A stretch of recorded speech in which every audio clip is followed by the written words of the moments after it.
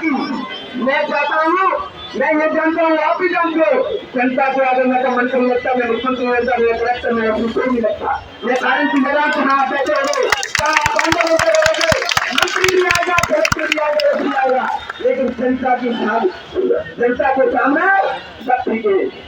कोई मंत्री नहीं है जब तक जनता नहीं है तो मंत्री नहीं। आप कहीं भी आंदोलन करो, कहीं भी चक्का जाम कर लो, यदि जनता है तो उसकी सुनवाई होगी। तो आज रवि भाई को भी ये विश्वास और भरोसा दे रहा हूँ कि आज पूरी टीम के साथ में बहुत सारे लोग चलाते चीफ जगह हमारे चलाते जी बैठे हुए हैं। ये सब आपने अपने आह्वान पर और आपके विचारों को सुनकर के इतने लोग आए हुए हैं। सरवेन भाई भी बैठे हुए हैं और हमारे मुख्य भैया जो अध्यक्ष हैं वो भी बैठे हुए हैं। सभी लोगों ने मिलकर के इन कुशवा समाज को आह्वान किया है। मैं चाहता हूँ आपके नेतृत्व में आपका जो भी एजेंडा है, जो भी मांग है, निश्चित ही आज उस पर कार्रवाई होगी। अभी बताया था जिन लोगों की लापरवाही से समाज की बेइज्जती हो रही है, समाज की दुर्दशा हुई है और लापरवाही हुई है, इन अधिकारियों को तत्काल प्रभाव से निलंबित किया जाए, ये होना चाहिए।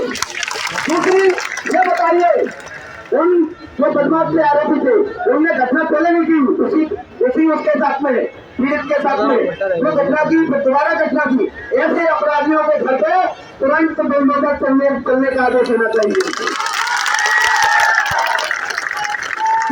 ये बताइए, उन्होंने कानून हाथ में लिया, फिर जमानत मिल गई, उसके बाद में पुनः फिर कानून हाथ में ले लिया।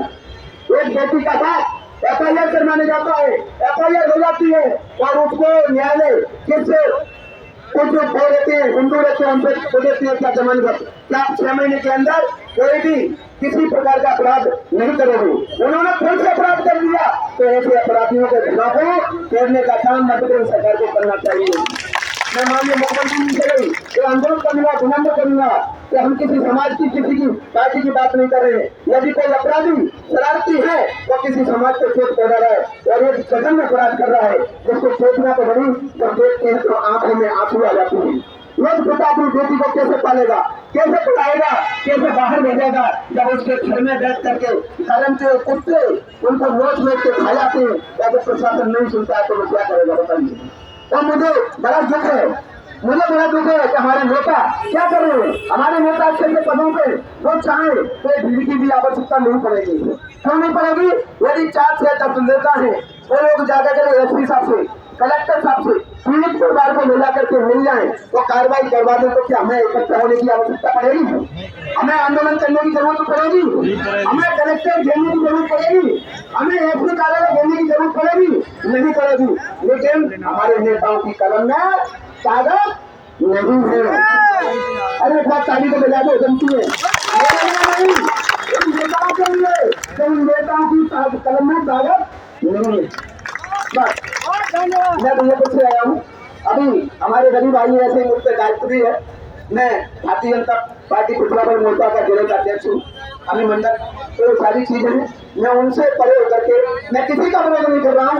मैं केवल श्योपुर की ओर से, बीजापुर की ओर से आप लोगों के बीच में ये बात रखने आया हूँ कि हम उस लड़ाई को लड़ेंगे जो गरीबों को परेशान करेंगे, अन्याय अत्याचार करेंगे, चाहे कोई भी आरोपी हो, किसी भी समाज का हो, उसके खिलाफ हम तन मन धन से तैयार रहेंगे। श्योपुर की ओर से दादा विश्वास भरोसा कर रहा हूँ। आदरणीय रवि भैया को, आदरणीय हमारे जिले के अध्यक्ष गुरराज भाई को और हमारे उनको जी को बहुत बहुत धन्यवाद। सभी सदस्यों को